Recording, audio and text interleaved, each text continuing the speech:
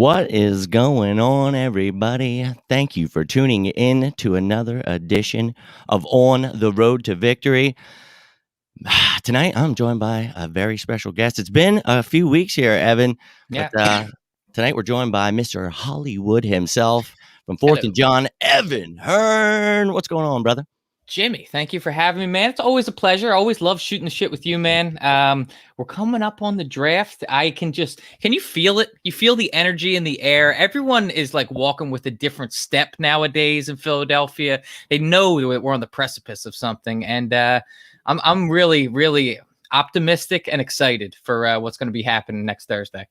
Me too, brother. I am feeling that energy. That is exactly why I wanted to bring you on. I actually brought you up the other day. I said, we talked last year about that new quarterback energy, and I used your acronym. Yeah. The NQE. So, yes.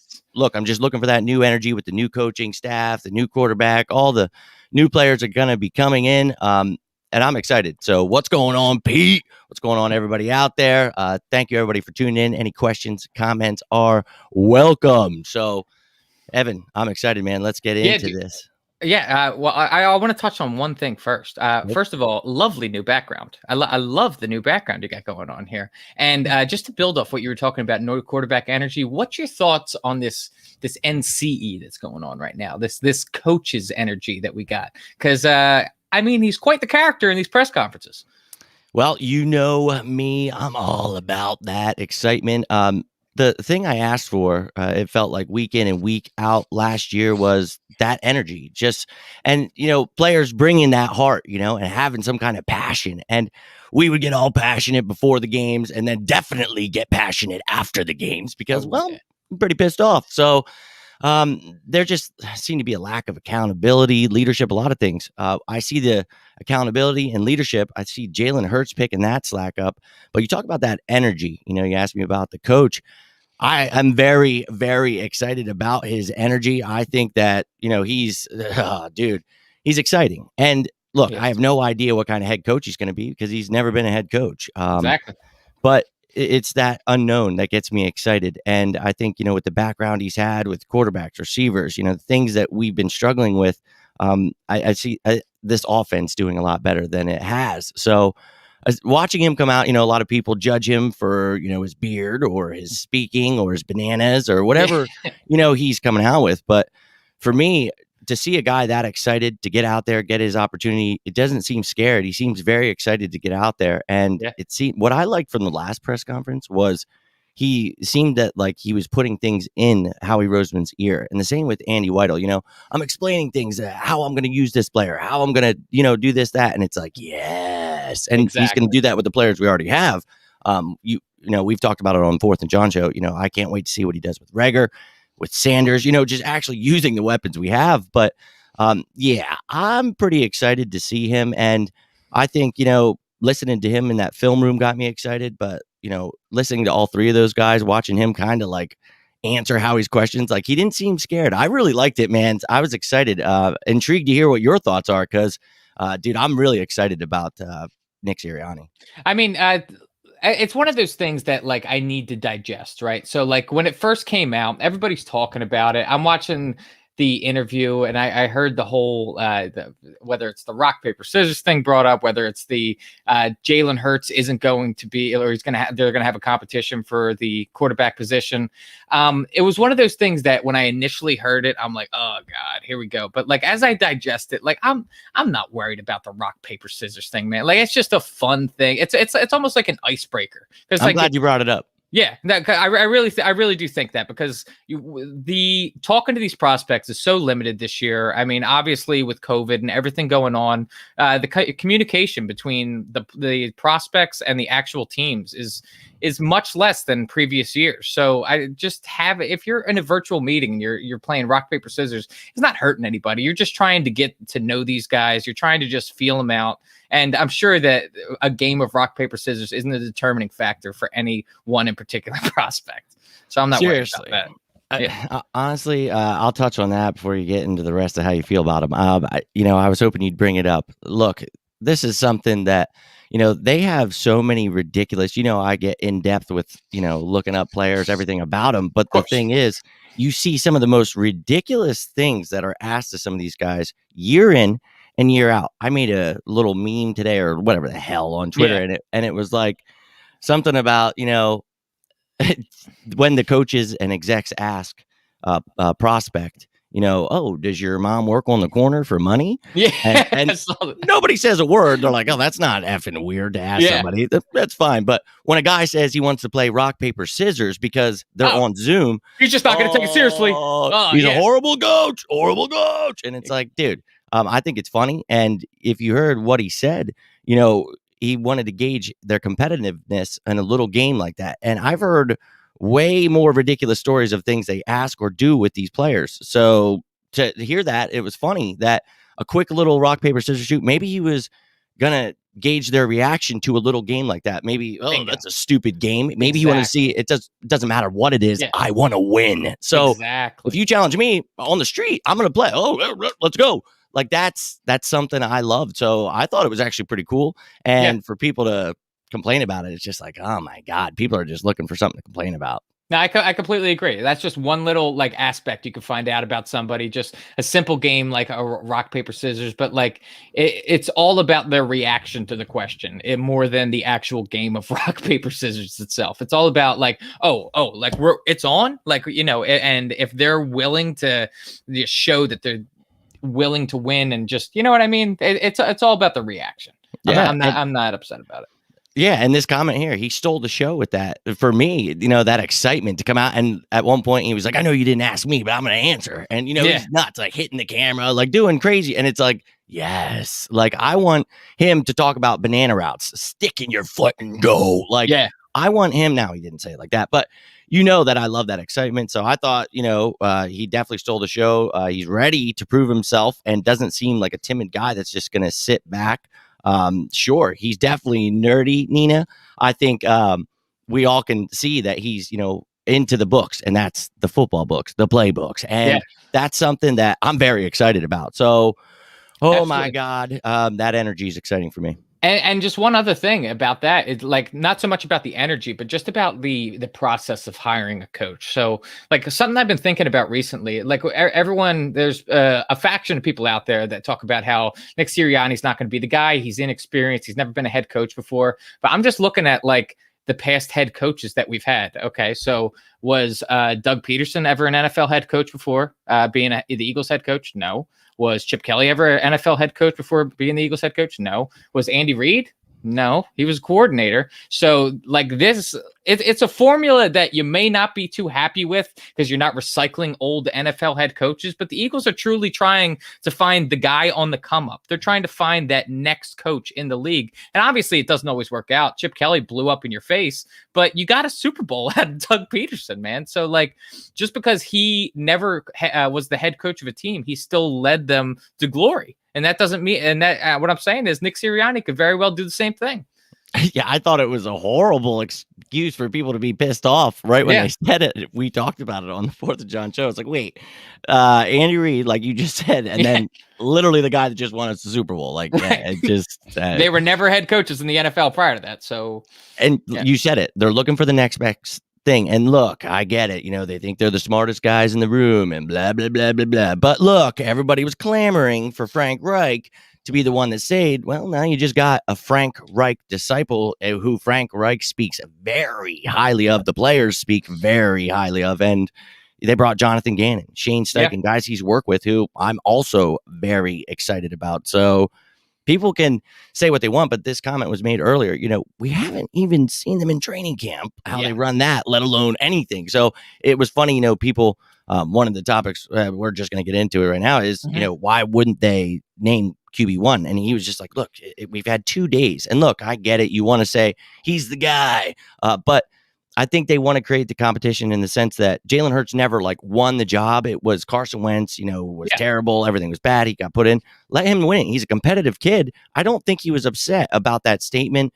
And I think, they all kind of laughed about it because it's like, look, we're not going to show our hand what we're going to do in the draft. You want to keep people guessing. So I thought that was intriguing. So you could talk more about Sirianni if you want, but I wanted to hear more about, how you felt about that whole situation, not naming Jalen Hurts QB1. Exactly. I think it's one of those things that people, they take a small portion of it and then they blow it up into this giant thing where they're not really looking at the macro scope of it, which is exactly what you just said.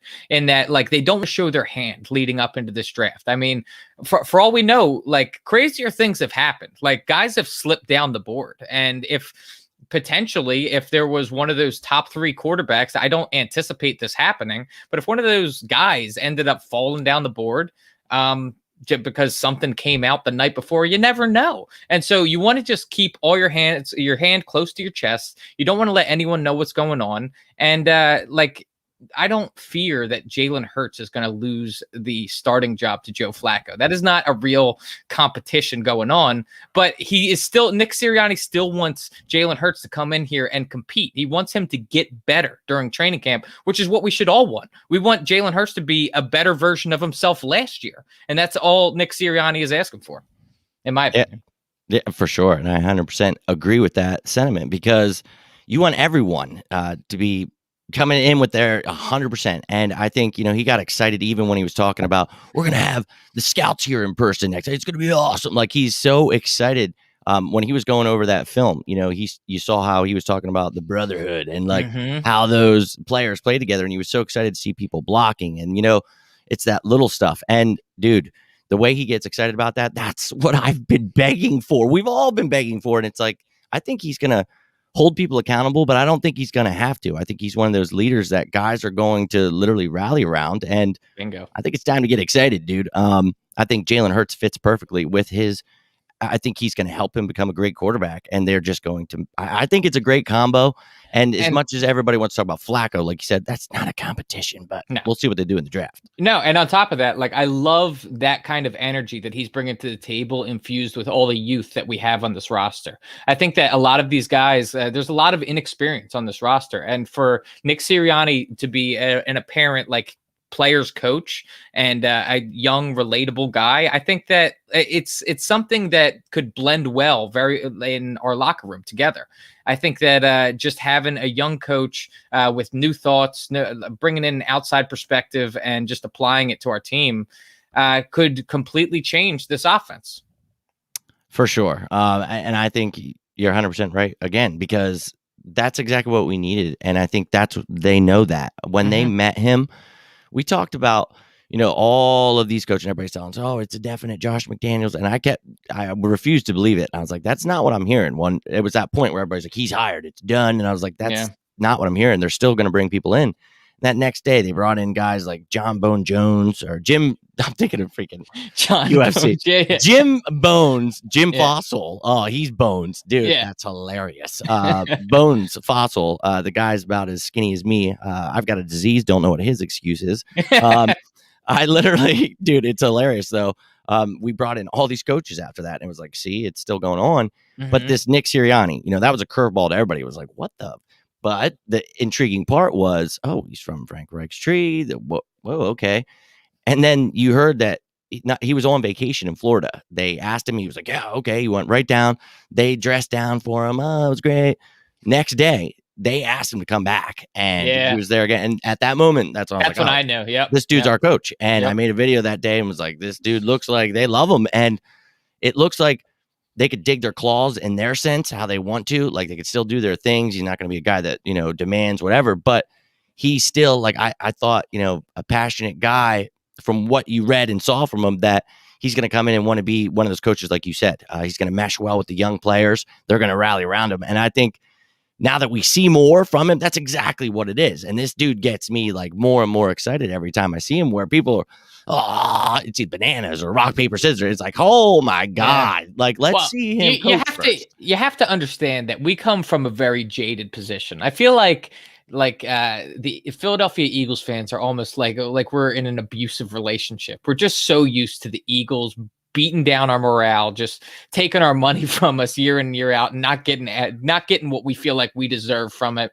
And I think that everyone is just so antsy to try and like feel like, okay, this is going to be the guy. And like, you have every right to not believe, you know what I mean? Sure. Truly, we haven't seen him out there. This could go one of two ways. It can go well or it can go bad. So like anyone that's out there and is like doubting, I understand you, but like, you're just being cynical. Like you have to understand that, buckle up, because this is our head coach. Dude. This is our guy, and we're going forward with them. You can either get on or get off, but we're going. So it is what it is. I was literally just going to say, the way you're explaining it exactly. You know, you're looking at a bumpy road ahead of you. Strap in is exactly what I was going to say. You said buckle up. Yeah. I love it. It's exactly right. Look, we know that things are we're going to have some bumpy roads ahead regardless. Sure. But it's the excitement of the unknown. We started this show off talking about that new quarterback energy, then that new coach energy. That's what we're talking about. We have no idea. But last year, you recall, every week we got ready for a game. I mean, after like, half of the year, you pretty much knew like, well, we suck. Yep. So you knew what was coming. It was horrible. I want to tune in and be excited for that unknown. Hey, maybe they get better this week. Maybe they're growing, because we know they're young. We know. Let's just give them a chance, guys. And you know what's something that like you just made me think of too? Like thinking back, putting myself in the mindset of last year. I was truly week in and week out, after watching Carson just completely blow it up on the field and just look just downright awful. I was expecting him that following week to turn it around and figure it out. Like in the beginning part of that season, I'm like, okay, this isn't Carson Wentz. This isn't this team. Like, this is just a fluke that's happening right now. And then it happened again. And I'd be like, okay, 2 bad games, understandable. Shit happens. Injuries happen. And then it happened again. And so like after a while, you're like, okay, hold on. And so that's why I think a lot of this jadedness comes from. You know what I mean? It's just we had reached the pinnacle and then we had fallen so quickly. And I think people are just they don't want to get their heart broken. And I understand why. Heartbreak sucks. But you know what else is way better than heartbreak and beats out any emotion? Is winning a damn Super Bowl, man. That was the happiest week of my life. I will agree 100% with you on that one. I remember how amazing that was. That's what we're trying to shoot for, and you mentioned it earlier. We're just pushing maybe toward that next great coach, where that's what we're trying to find. And I think that, let's just strap in, guys. Let's find out what we have in him. And then, obviously the elephant has been in the room, obviously the whole offseason, as everyone talks about, we're not signing this guy in free agency. We're not doing that. And it's like, look, dude, the whole thing has been, we have to get under the cap, which we did. Well, I didn't do it. Howie did it. And then you have to look at acquiring more draft capital. We talked about this the last week at 4th and John when the season was over. What did we need to do? Did that. Then we acquire the most draft picks in this draft. I know Carson Wentz, dead money, blah, blah, blah, blah, blah, blah. Look, we have 11 picks. This is what it comes down to. How do we draft? That's what everybody wants to talk about. This, that, how he sucks. We're going to find out. So regardless if you want him gone, you want this, that, he's the one. Yeah. Him and Andy Weidel, and we'll talk about Weidel in a second. But look, it comes down to this draft, baby, and we got 11 picks this year, and then potentially 3 first-round picks next year. We are setting ourselves up for the come up. So it's one of those things you just got to be patient for. That's the thing. You talk about next year having those potential 3 first-round picks. Oh my God, wow. That's fantastic, because we talk about how loaded that draft's going to be. A lot of guys that had to opt out because of COVID, this, that didn't come out. It's going to be stacked. We're going to have cap money. It's going to be a great year next year. It's going to be fun. But this year, do we focus on getting more for next year?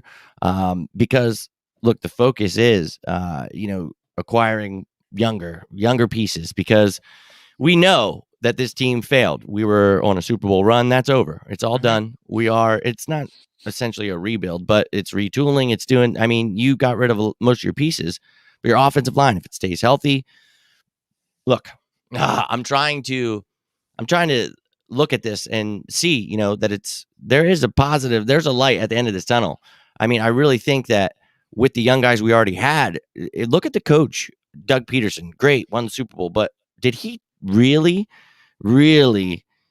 get the best potential out of some of these players. I really don't think, that we developed some of these guys because you see them go to other teams and they do so well. So it's like, what if some of these guys we think are busts, what if that talent's already here? What Yeah. if we actually have a lot of really young, talented guys, Travis Fulgham, Jalen Rager? I think, we're going to be fine. We have those 11 picks. We have Zach Ertz. Now they're talking about Brandon Brooks. There's so many pieces. How do you feel about this draft? Are we looking right now at 12, to acquire more picks? Or do you think this is more of we're going to make some noise here, maybe try to trade up? How are you seeing? Because this draft's so important to Howie. How Yeah. do you think he's going into this thing? I think he's going into this thing, like obviously he wants to fill as many holes as possible, but it doesn't make sense just to pick guys because of position's sake. So you want to take a mix of the best player available mixed with team needs. I think that it's very possible that Howie Roseman or the Eagles could end up trading back into the first. And honestly, I would not hate that at all. Just the thought of like a lot of people get like, oh, well, then we won't have 3 first-round picks next year. It's like, okay, well, if we have 2 first-round picks this year and 2 first-round picks next year, any way you want to do the math on that, that's 4 first-round picks over the course of 2 years. So I don't care whether you front load it, back load it, split it down the middle. I don't care. You might need to write that down for some people. Yeah, they just don't seem to understand that. But dude, what I really love about this draft is just it's deep, man. It's deep in several positions. I think there's going to be I think we're going to have options at 12. Honestly, I don't think it's just going to be like we're sitting there waiting for one in particular guy to fall. I think we're honestly going to have options. It might not be the options that everyone is thinking right now in their head. I know a lot of people are just anticipating J.C. Horn falling to 12. Quite frankly, personally, I don't think J.C. Horn falls to 12. I would love if he did. I would totally take him if he did. I just don't think he lasts that long.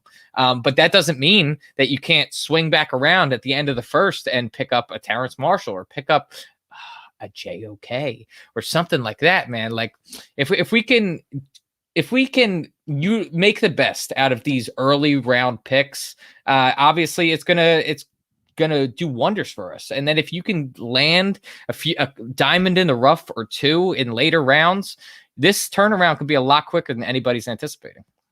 I think, exactly. Howie is going to be aggressive. I like all the things you said. I just kind of, wanted to gauge your thoughts on, how he's going into this. I think, he has to be aggressive. What I wanted to, kind of lead into was the fact that they talked about he, is actually there's the most pressure there's ever been on him. And look, we can talk about, that's Jeffrey's boy. He's never going to be fired. But I think inevitably everybody, has a point they got to get to. And I think Jeffrey Lurie hears these fans. And I think what you said, I think Howie Roseman is going to be aggressive in this draft. I think, we could see 2 first-round picks. I've made a few videos talking about the excitement of having 11 picks. You don't have to use all those. You can package those bad boys up. Yeah. Talk about adding Ertz in that. I had you on a few weeks ago when we talked about this. You talk about Ertz being thrown in there. I don't want Brandon Brooks to go, but when's the last Eagles player you can think of that like we have wrote off before the deal has actually happened, like Ertz? Like I feel like we've been talking about, oh yeah, well Ertz isn't going to be here next year for like a couple months now. And like when was the last time we thought about that with an Eagles player where just the writing is on the walls? Maybe Carson. I don't know. Maybe Carson, maybe TL. I don't know. Yeah. I think you're right. It's crazy to talk like this, but I think they didn't help by all going out on the field. It's awesome that Kelsey came back. So it's like, oh, maybe Zach has a chance. But the only problem I have is Jason Kelsey, without questioning, he took an extension, which is crazy. He actually got more money. He didn't restructure for less. The only thing that's less is the cap hit. So go ahead, Howie. It's a good job. Yeah. But Kelsey gets more money to end his career here, play a little bit longer, maybe 1-2 years. I don't know. But regardless, he comes back. But the problem seems to be, some of these other guys aren't going to be doing that, like Zach Ertz. He wants more money. And look, he's still young. He's in his prime. And he could go somewhere and be great. So I think that's the idea. We don't have the money. That's not the game plan here. But, dude, I don't know. Maybe he's like, you know what? I have a change of heart. I love Philadelphia. I'll take less money this year because next year I know you're going to have lots of money. Maybe they make a deal. But You're right, dude. I don't know when the last time was we've written off somebody like this because It's just like he's gone. it's like I feel like there's people I'm already out guilty. there just like getting rid of their Zach Ertz jerseys almost. It's like, Yeah, dude, like it he's hangs still there. on the team. It's just not for long. It's But crazy. speaking of guys potentially on the trading block, there was one that really caught my eye. I think you know where I'm going with this. BB, man. Yeah, just I mention was that. I don't know if you heard me. Yeah, yeah, Brooks. no, yeah. I didn't anticipate seeing him on the trading block. I don't want to That see him didn't make gone. any sense to me because as depleted as we are in this line, and I understand he has his injury histories, I totally get that. But to me, when he's healthy, he is the best guy we can have out there, and that's just not a guy that I personally would want to part ways with. Here's the thing for me. This was brought up by Adam Kaplan. He said it's no secret. Well, look, that's the truth. It was no secret because I made a video about a month ago, probably more, because I said with his cap the way it is, you might trade someone like him at that age with that injury history. But the thing is, you restructured him, so he's a lower cap hit, and I get it if you have value for him. My point was look, I get it if they're looking because you want to get value for some of these guys who are getting older as you're getting younger. Yeah. We have Driscoll, Urbig. I like those guys. I like their depth. I don't know if I would get rid of Brooks myself. That's not a move I would make, but it really would depend on what they're offering you. So Totally. if the Eagles are looking to get younger and more draft capital, if somebody's like, look, man, I'm giving you a 3rd round pick, and you're like, damn, he is 31 years old, 10th season. Holy hell, I could get a young stud in the 3rd round. I mean, that's really rough. So I get it, but I don't want it to happen. I want it to be Kelsey Brooks. I want this line to be healthy again and protect Kurtz, and let's see what this team can actually do running the ball with Miles Sanders and the things it should have. I don't know what Doug was doing, but so let me ask your opinion of this. Would you? There's been some talk. I mean, we obviously there's been discussions about trading back up into the top 10. There's also kind of some people are throwing it out there. I haven't seen it really from any of the pundits or anything like that, but there's this conversation going on about potentially trading back again. Which one of those is more appealing to you? If you can pick up, let's say, if you move back 3-4 spots and you pick up an additional 3rd round pick. Dude, Ev, I talked about this the day of the trade that we made with the Dolphins and whatever they made with the Niners, a whole little 3-way dance there. I not only made a video, but Gail called and was like, let's make sense. Like, help me make sense. I'm like, look, dude, I guarantee you that Howie is on the phone already. And I said this had been already in the lining works. Things up. Yep. And I said this was in the works for weeks. No way that the Dolphins made that trade unless they knew the Eagles. And then that report came out, a few weeks later about how they did discuss this for a few weeks. And it's like, look, he's already wheeling and dealing. And, I talked about it that day that, look, I guarantee you right now that he's like, look, okay, now I have the 12th pick, but what are you going to give me? So he's looking at moving back in the top 10. I know he is. And people are asking, why would you do that? You just traded your 6th pick. Why are you getting rid of a top 10 pick and then trying to get one again? Well, it depends on what you have to give up to move back into that top 10. So if you are still gaining more than you gave up, great move. If it's net positive, if you give up Ertz and a 2nd or a 3rd round pick, and then you're getting, moving up 3-4 spots, that's pretty awesome. Because you still got that 1st round next year for the Dolphins. You only got rid of a 2nd round pick, Ertz, whatever.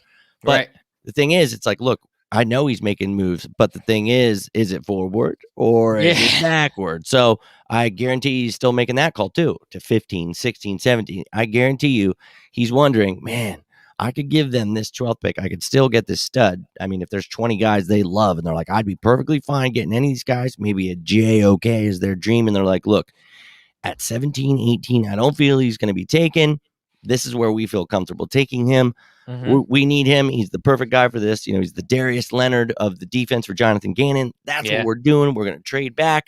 Maybe they trade back, stun everyone. Everyone's pissed, but they acquire a 3rd round pick this year, a 2nd round pick next year, and whatever it is. Yeah, absolutely. But it's like now you're looking at even more picks this year, which you could bundle up and move back into the 1st, which you mentioned.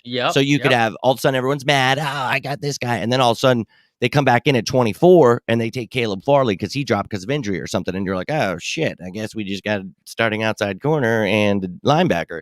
Exactly. That's something that makes me excited. Maybe a receiver, like you said, a Terrace Marshall or Rashad Bateman, whatever they're really invested in. And I really hope it's, best player available. I hope they just have a board. Yeah. And I hear that Howie has a different board than Andy I Weidel hope and they're the using the scouts. scouting department board. Let's Yeah, get that and Andy straight. Weidels, because Weidel is a guy I loved, and I loved seeing him in that presser. He seemed like the gangster of the group. Like, he just came in and was like, look, this is how we're going to be doing things. I was like, yes. And I've been talking about him for years because he's moving up the ranks. And it's like, you see these guys that work under him, and they actually turn out to be studs. And, then they get the credit when they leave because everybody's like, oh, Howie sucks. It was that guy. And it's like, well, he's helping them grow, so he's got to be doing something right. But the guy has sucked at drafting. That's where it, all comes down to. When you look at this offseason, you're like, damn, he really moved the cap around, signed some pretty good players, and we have 11 picks. That's pretty good. Yeah. It all comes down to the draft. That's what we talked about, the elephant in the room earlier in the show.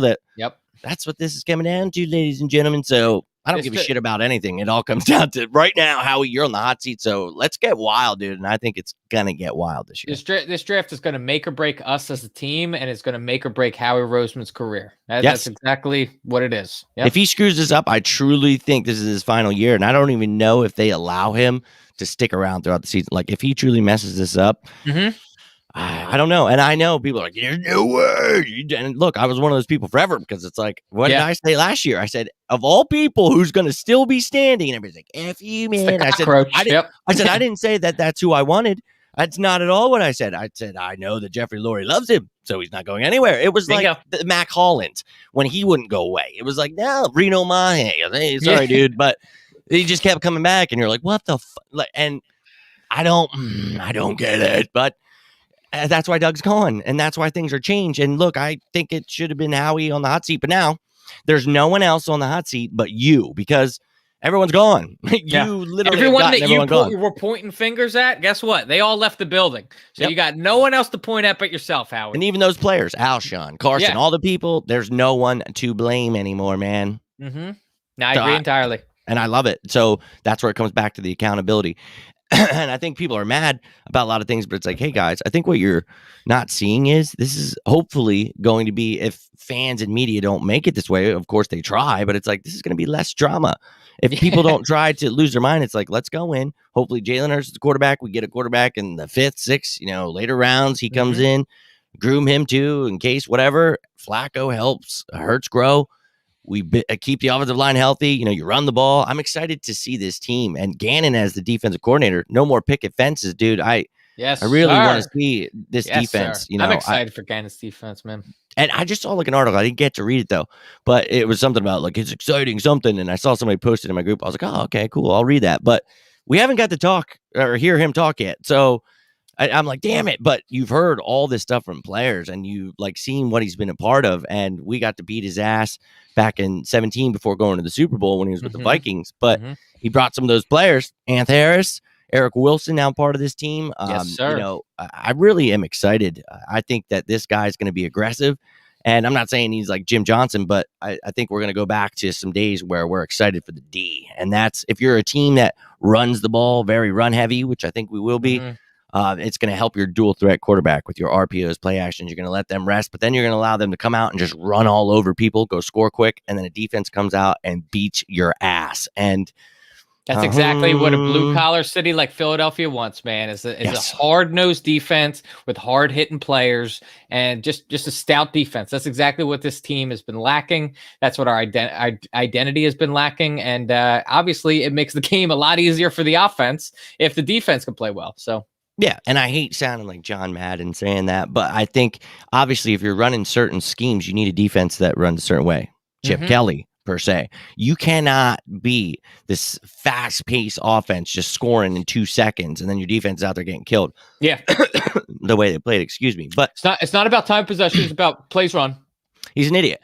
And it's like, I literally always said when I was a kid, I was like, I'm going to make it in the NFL just helping them with the time. Because I would beat people's ass in Madden just understanding the clock better. Like understanding how much, like you have 40 seconds for each play. So if I'm here with like, whatever, so it's funny to, watch some of these guys that don't put emphasis on certain things and then they fail. And you're like, that's how that goes. Yeah. And, and right now, Jeffrey and Howie are failing because they're so locked in with analytics. Yeah. And I think they're in love, and everybody in the world is, dude. You've got so many cool sites out there and so many cool things going on, and it's fun to see this and that. But it's like, look, guys, there's also a football aspect to it. The numbers can say whatever and they could show you this or that, but like I would be a millionaire by now if the numbers meant everything, because you can make an Excel sheet, do whatever you want, put all these things and You can guess spin what's the going to numbers happen. however you want. And you have no idea though. And it's like, you can guess and get a guesstimate and blah, blah, blah. But look, guys, this is football, baby. And I think the unknown, I love that more than anything about sports, and it's like any given Sunday in football, we know. I want to get back to, like you said, that blue collar. And even if we're not like one of the best teams, I want to go out and upset some people. I want to go in and be like, I don't know if we're going to win today, but you know what? I'm fucking excited about it. Yeah. Like, I want this team to come.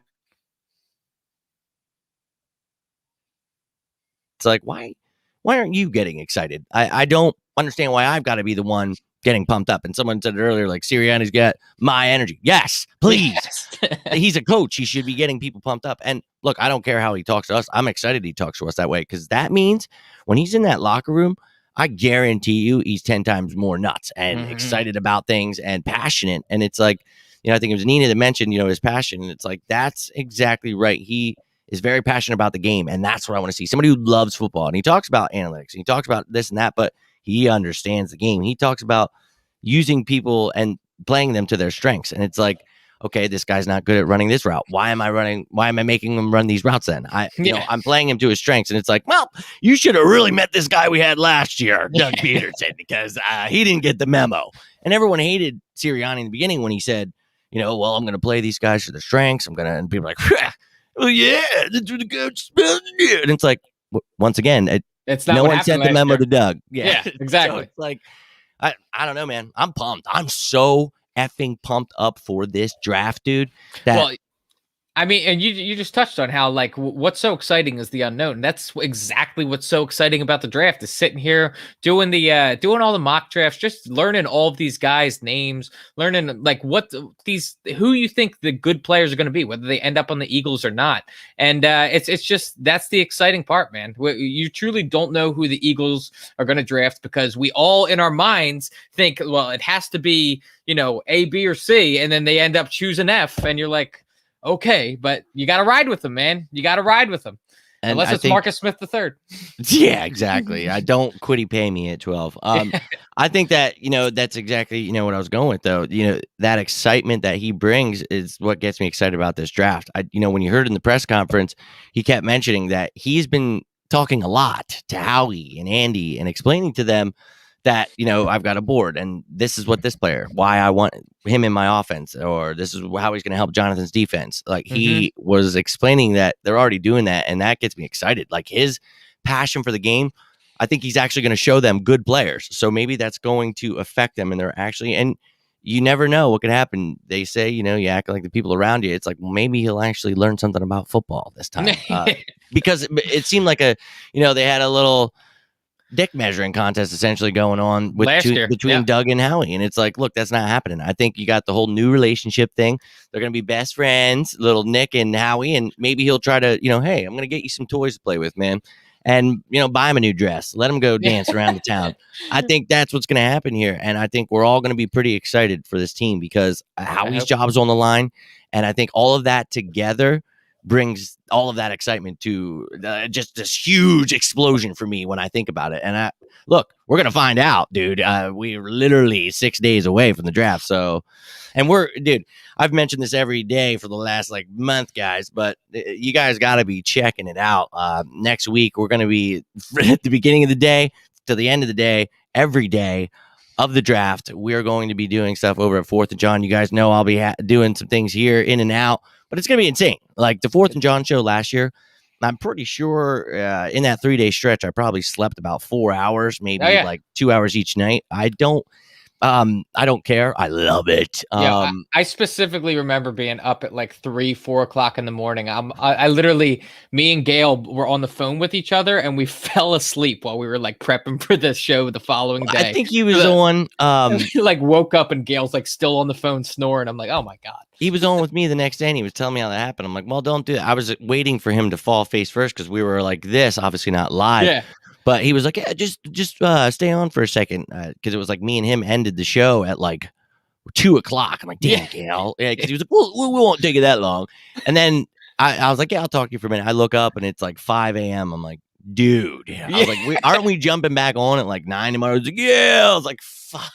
So I don't even go to bed. I'm like still getting shit ready for tomorrow. Like, well, I want to talk about this player. And then like I never got to do that. I'm like, oh my God. Like, right. That was so fun though. Like the reactions, and we did like giveaways, and we're gonna be doing so much stuff this year. I really hope you guys will check it out over 4th and John.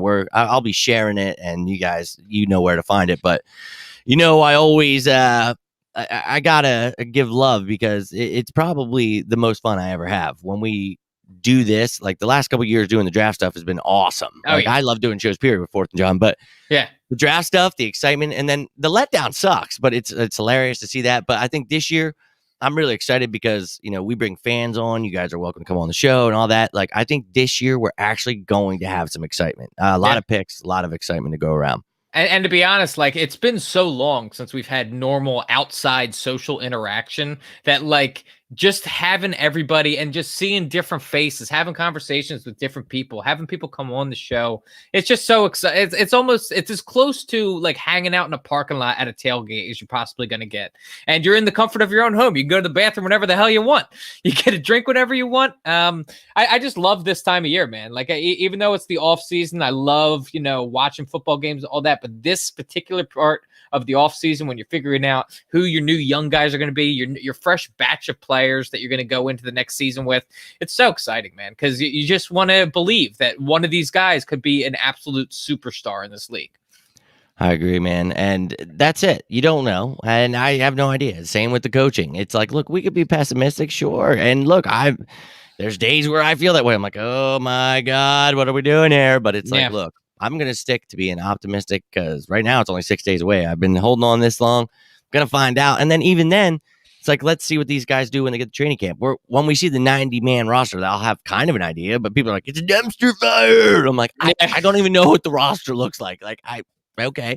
Yeah. I understand the front office is skeptical right now, but I get excited for the Sundays, right? And I always say that, like, that's what our job is as fans. We got to be behind the team because they know it sucks too, man. You think they want to deal with that stuff? It's like they need us. They need us behind them, man. They need that. Yeah.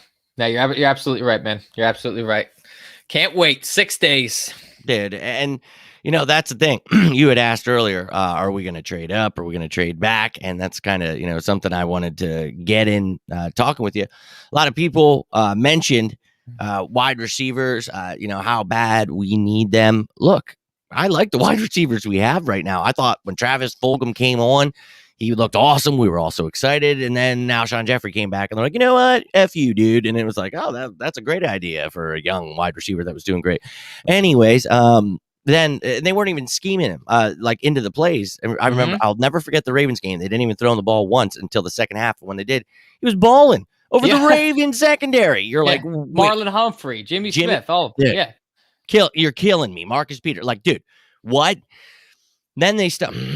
Whatever. Fulgham, I really like his potential. Then you talk about Jalen Reagor, and it's like, oh, hello. You know how I felt about him last year. How Chris and Gail, we made the video. We were so excited. Look, I think he's going to be utilized this year. I'm very excited for him. Greg Ward, very cheap, $850,000 cap hit. Yeah, let him come back, be the fourth, fifth wide receiver. No, that's what I just said. Yeah. Fourth or fifth wide receiver. He is not your starting slot wide receiver. You go ahead. You update it, and this is where I was going to I was giving you a little layup.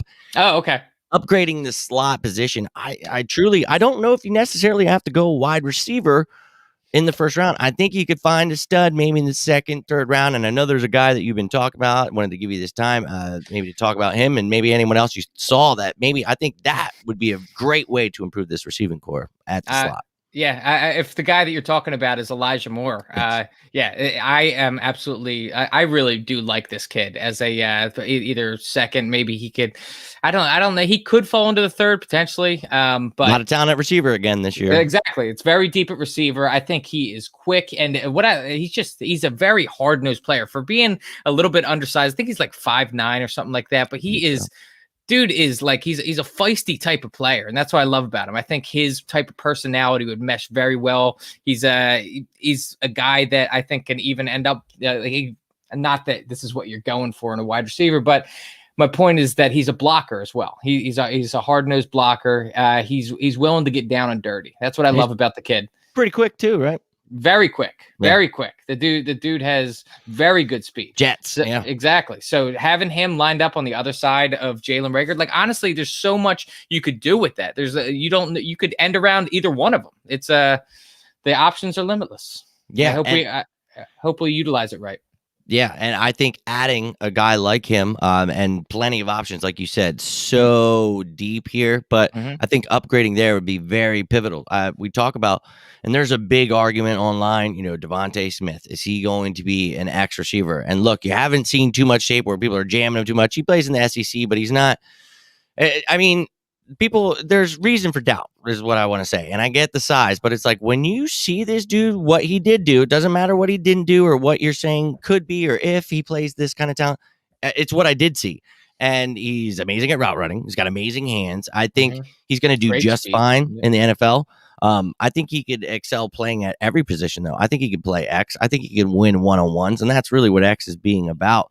Mhm. And I think, yeah, he's going to have to work, but he's got great hands, like battling people. So add a little strength, add a little weight, dude, and you'll be all right. But And he's elusive as hell. yep, And so his cuts are so clean. So like, yep, I mean, you can be undersized, but ultimately, if you end up breaking some dude's ankles, that like, footwork's well, amazing. Yeah. exactly. Like, what are they going to do if you break his ankles? You're already 10 yards past them.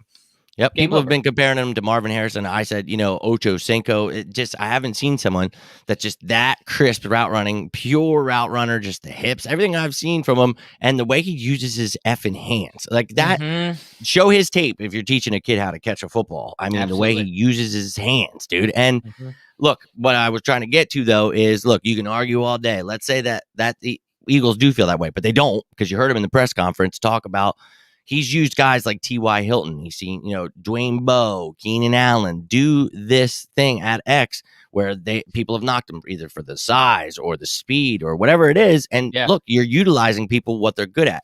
So they're going to figure it out regardless. But let's say we go ahead and get ourselves a corner like J.C. Horn. You talked about not probably being there at 12. Maybe we trade up. Maybe we do something like that. Yeah. But I think that would be perfectly fine with me. We need a lot of help on defense, especially outside corner, or JOK also mentioned. Mhm. I'd be fine with that. If you trade back, blah, blah, blah. But receiver in the later rounds was a show I had the other day, because I think it's not a bad idea. I don't think this receiving core is so horrible. I just think you need to add a certain piece like an Elijah Moore, Kadarius Toney, somebody in the middler rounds where Midler, what? Bet Midler, where she? I wish I had that. But you think Kadarius Toney can like make it to like the middle rounds? I think people are so enamored with speed that he will not go past. There's no possible way he goes past second round. There's even a possibility that someone's like, "Oh my God, that's the next Tyreek Hill. I have to take him at the end of the first round." Yeah. He's really fun to watch, and if he works on the things he has issues with, I think he'll be just fine. He's got great route running. You talk about his awareness, some of the focus drops. Look, I get it, but I think he's pretty talented, so he should go pretty high. So maybe you look at 37, but maybe you have traded back, acquired more picks, and so that's the fun with having so many picks, that I think the Eagles are really going to make it that you're not going to want to walk away from the 4th and John live show, because it's just going to be action, nonstop. I'm really excited, and I'm not trying to get people's hopes up. This is Howie's chance to prove himself, and I think he knows that. You know what I mean? And I think Jeffrey's on his ass, like, you better let's see the fireworks. The fans are pissed. Let me ask you, did you send that 420 care package to Kyle Pitts' house yet, so that he can get that gas mask ready for the draft? Maybe slide down a little bit. I know. I forgot. Damn it. We wanted to do that. That is right. Hoping that he would fall to us.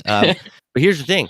There's a lot of talent in this draft, and from quarterbacks to offensive linemen, defense, you have no idea what a team is really looking for, but you also don't know when a team is willing to trade. So this past week, we've heard that not only the Panthers, but also the Broncos have had talks about trading back. Yes. So we've also heard Howie Roseman say, get back in he's front of that talked to teams about moving up.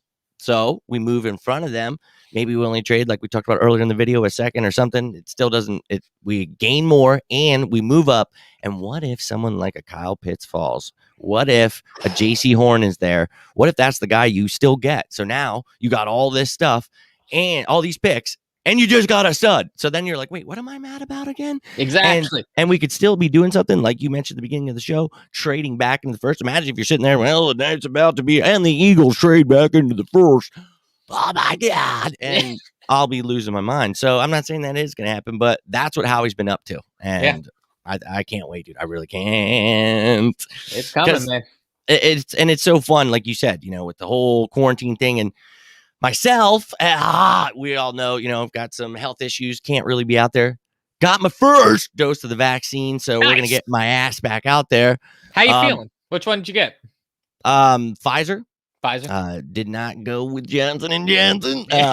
But I was all freaked out about it. I'm like, well, what about somebody with liver disease and all that? Yeah. And they're like, well, you should be getting this more than anyone because you trust me. They're like, even if you should have been here weeks ago, guy.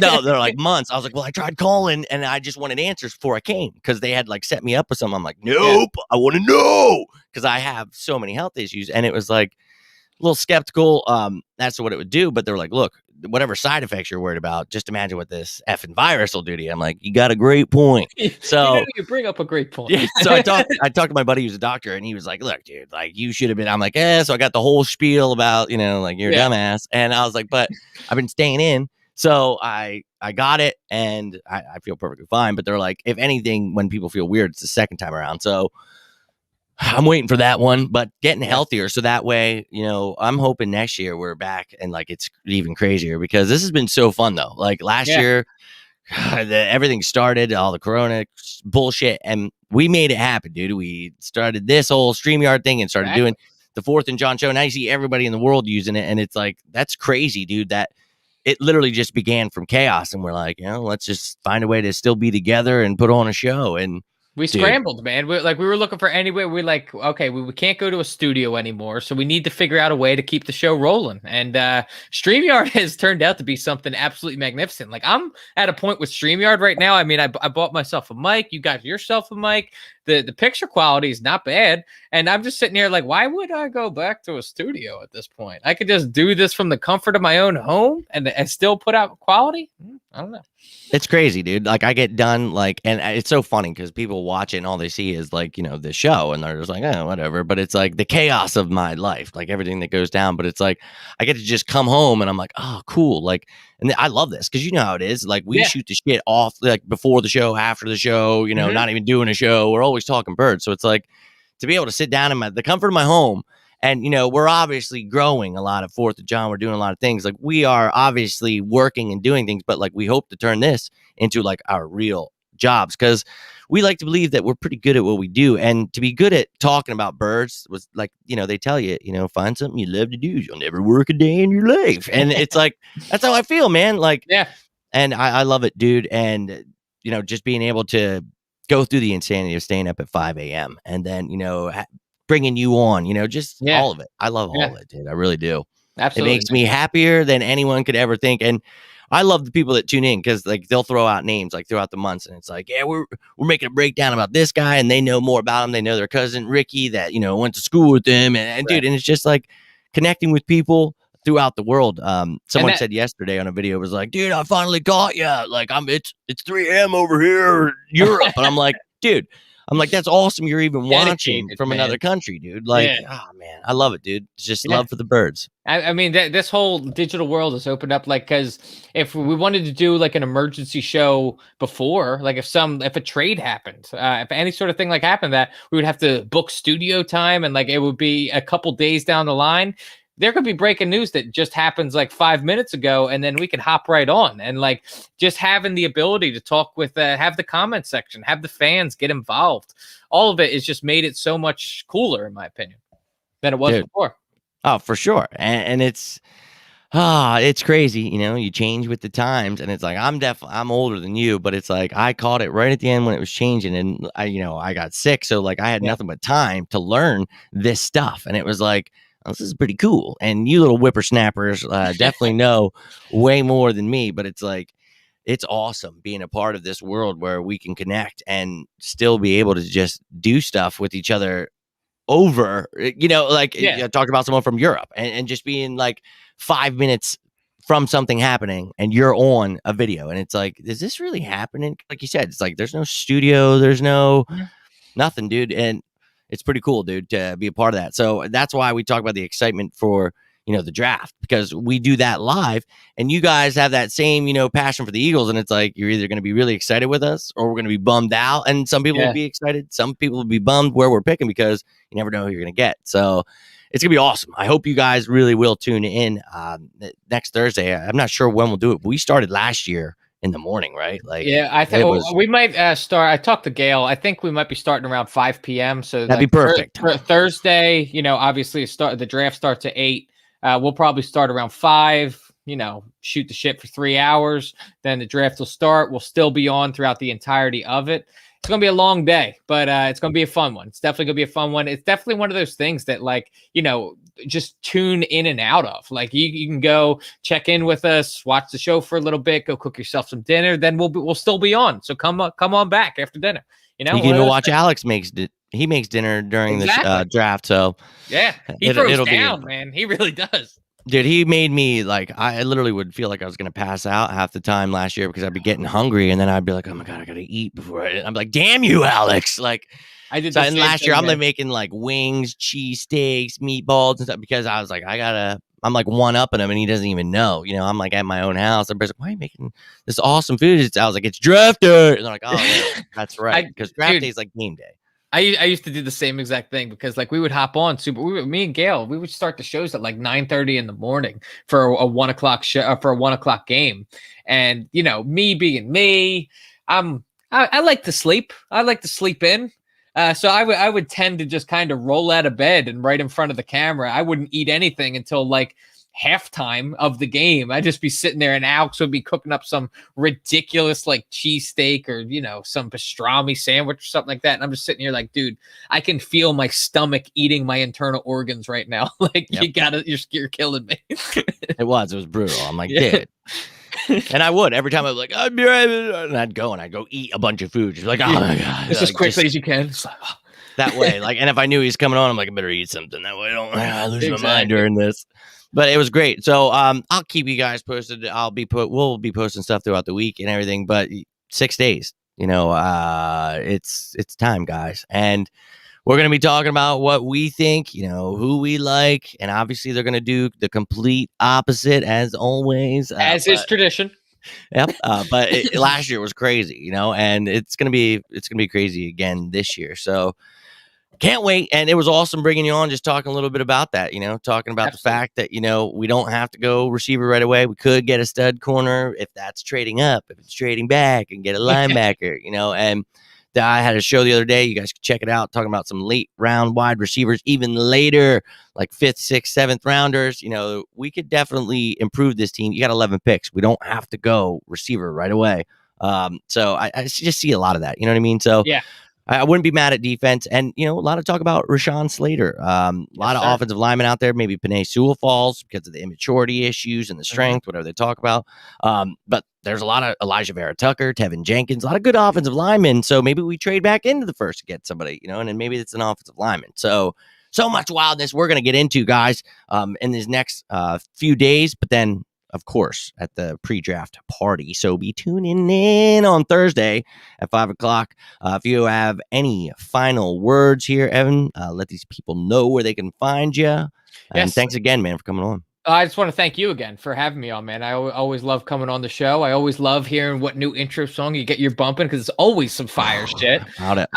But yeah, you can check me out at Hollywood Hearn on Twitter, just Evan Hearn pretty much everywhere else on all my other social medias. Go check out Fourth and John if you haven't already. Jimmy has already said, obviously, we got the draft show going on next Thursday. And yeah, man, I really wanted to just leave with this parting message of like, just because we moved back and everyone's upset that we're not going to be, most likely not going to be getting Jamar Chase or Kyle Pitts or anything like that. That's pretty much written off at this point. We're going to have options at 12. We're going to have plenty of people that are going to be sitting there that can make us Eagles fans very happy. So don't be pessimistic about it. Be optimistic. Let's go into this next week with optimism, with new quarterback energy, new coach energy, new team energy. Let's do it. I love it, and you know I'm all about it. We could be pessimistic if we choose, but look, we're fans. All we can do is try to be behind our team. We talk about that new quarterback, new coach energy, all of it, dude. Let that unknown. Let's just try to get excited, be positive, and maybe this draft goes down well. So I will see all of you guys tomorrow, of course, but make sure you tune in Thursday. It is going to be fantastic over at Fourth and John. So check out Fourth and John. Check out Evan over at Hollywood Hearn at Twitter, all the other platforms, Evan Hearn. Check me out, all over the place, Twitter, Facebook, for following, subscribing. I appreciate all of it. You guys are truly awesome. If you need anything, whether to talk about football, talk about life, doesn't matter. Please feel free to reach out to me. Have yourselves a great night and a great start to your weekend. I don't know if you're in yet, but be safe. Yes, it's coming, Evan. I was getting Have ready. A great night, guys. And as always, go Birds!